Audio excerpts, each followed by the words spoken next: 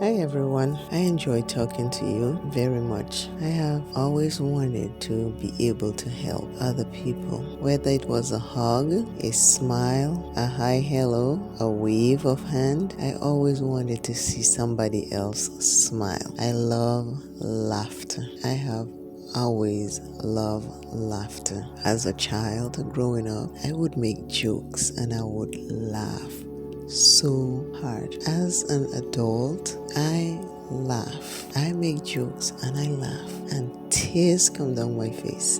Tears in joy and happiness. My life is not always peaches and cream. No.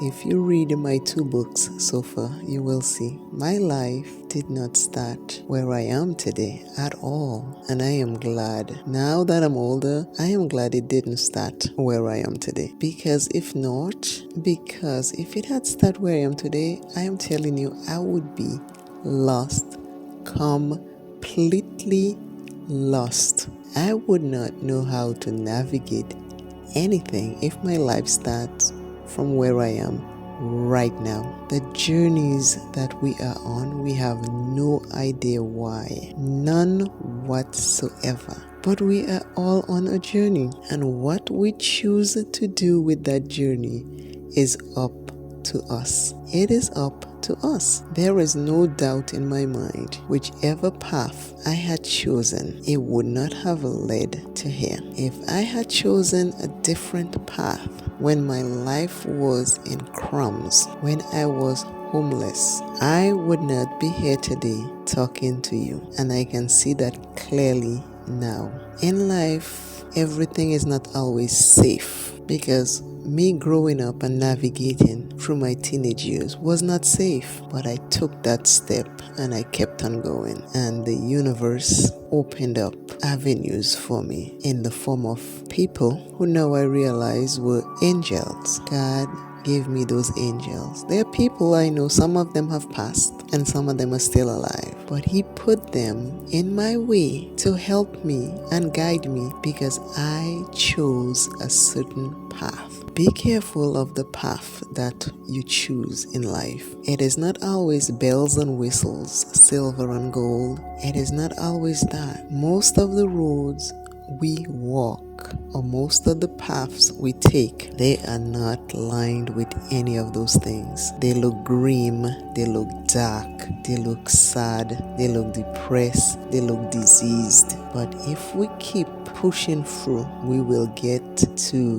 the other side. From a child growing up in a poor country, now here I am today, talking to people I might never meet, but I love doing that because I want others to know that where you start is not where you're going to finish. You will hear me repeat stuff that I have said before, but it is because what comes up when I'm talking is what I talk about. I don't write a script. I don't plan it ahead. Maybe I should, but I don't. I pick up my recorder and whatever comes out, I talk. So if you have heard it before, that's what it is. It's maybe meant for somebody else, or maybe it's meant to reinforce what you know. But I go with my soul when I speak. From Dominica, and I have a book on there. If you want to look it up, you can check it out. It's on Amazon, and it's called My Childhood Memories Growing Up on the Island of Dominica. Moved to St. Thomas, loved it, run into so much trouble with a stepmom, made my life horrible, broke my heart, made me sad, made me feel like I didn't want to be on this earth anymore, but I chose different. I override that feeling and I said no to myself. I was like, you love laughter, you love life. There is no way you are going to give up. No, you can't. I cried at night in my bed. I was rescued by many people, but I still continue to push on. I made many friends along the way during all this heartache and hardship and hard times. I still had my heart open to make friends and be kind to people. Yes, there were times I got mad and I blew up and I got angry and I fought and I was mean and I was nasty. But I did not let that moment be me. Once that moment passed, I made peace. I made peace with myself first, and then I made peace with others. But I continue to move on and prayed and talk to myself plenty. I still talk to myself all the time. In the beginning, my kids used to say, "Who are you talking to?" And I say, myself. I ask myself questions. When a thought comes up, I question the thought. I dissect the thought, because we have something called ego, and ego could be nice, but sometimes ego could be in the way, and it can tell you things that are not reality, that are not true. So when thoughts come up, I talk to them. I ask them questions. I dissect them. I make true out of what it is, and I try to figure out if this is real or not real. But I still do this today at 56 years old. I do it all the time. Music is something I always love. I am always humming something. I am always singing something. I don't care even though I know all the words to it or not. I make up my own words and make it into my own song. I do that daily. I walk around this house and I dance. Sometimes I go to the mall and I hear music and it makes my soul happy. I dance as I walk along. People watch me, but do I care? No. My happiness is the first and most important thing ever. And then some people smile and I wave and I look at them and I smile. But I dance as I walk. Sometimes I'm in a store and the music comes and I'm dancing in the aisle. I am not worried about other people around me, what they are thinking. I am worried and thinking about my joy and my happiness for my soul and myself. And through that, I can help others. So yes, tough times happen on a daily basis, but we have to choose how we work with the tough times. Don't ignore tough times at all. I'm not saying ignore it. I'm saying deal with it in a way that will cause you less pain. Deal with it in a way that even if you don't solve it at this moment, that you're able to still continue with life, with joy, with happiness, with a clear mind of thinking of how you can still continue to work with it while you are still enjoying life. Because if you don't do that, you will keep thinking about it all the time. How am I going to fix it?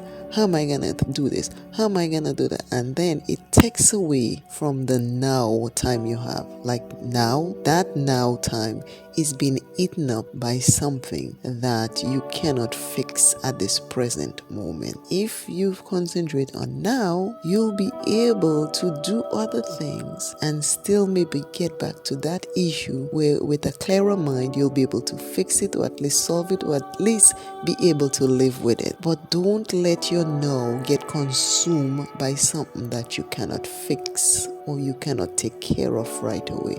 It's like, I'll give you an example. It's like we are all sitting here having fun, talking, laughing, but the dirty dishes in the sink is calling you. So you're not present. You're not really enjoying the now because those dishes are on your mind. So you can do a few things to take care of that. You can either say, "Excuse me," or you could have washed the dishes before you sat down because you knew it was going to tug on your mind. Or you can say, "You know what? I will talk to the thought that comes up." And you don't have to do it loud. You can do it quietly. Some days I do it loud, some days I do it quietly. It depends. I would say to myself, "You know, these dirty dishes, I know you need to be washed, and I know you want me to wash you, and I will wash you. But right now, I want to enjoy this little company time that I have, because that might just be the only company time I have today, and I need to enjoy this. Because once everyone leaves, I am now alone again, and I will wash you." And this is something I will do. And when you do that, it kind of quiets the mind. And the mind will come up with something else, and you address it. But if your company time, where you're having fun with your friends and family, is the most important thing at the time, it will override those dirty dishes. Because every time the thought come about the dirty dish, and you address it, eventually it will stop coming. Try that. It's like trying to meditate for a few seconds. As soon as you close your eyes and decide you want to spend 2 minutes to meditate, everything in the world shows up. Did you lock the door? Is the stove on? Did you eat? Your stomach start grumbling louder and louder. I mean, everything. The kids are calling, the phone is ringing, you name it. Everything comes, but you have to decide which one you're going to entertain. Are you going to entertain the 2 minute meditation that will clear your mind and give you better thoughts to move about your day and do things that you are ready to and prepared to do? Or are you going to stop the meditation and then start answering the phone? Now you occupy your time. You were answering the phone, but you're not happy because you wanted to meditate. Why did you answer the phone? Just ignore it for now. Decline it for now. You can always get back to the person later. So these are the things we have to consider. It's something we have to think of. Do I want to answer the phone now, or can I talk to the person later? Is my meditation or my few minutes of me time more important or less important? Those decisions you can make for yourself. Me, I will call the person later. My 2 minutes closing my eyes, taking deep breaths, and just sitting in silence is more important. After that, I will handle everything else. And in meditation, as the thoughts comes up, you deal with it. It's like decluttering your mind. And every time you take a thought out, you have more space. Another one comes, you address it, you have more space. Remember to be kind and be good to self. Always remember, self is first. Love self plenty, take care of self. And remember, the person you're looking at in the mirror is always going to be with you. You can make changes, you can make adjustments, and those things will cause you and help you to be a different person. But the person who's looking back at you is the one you have to be kind to first. Bye.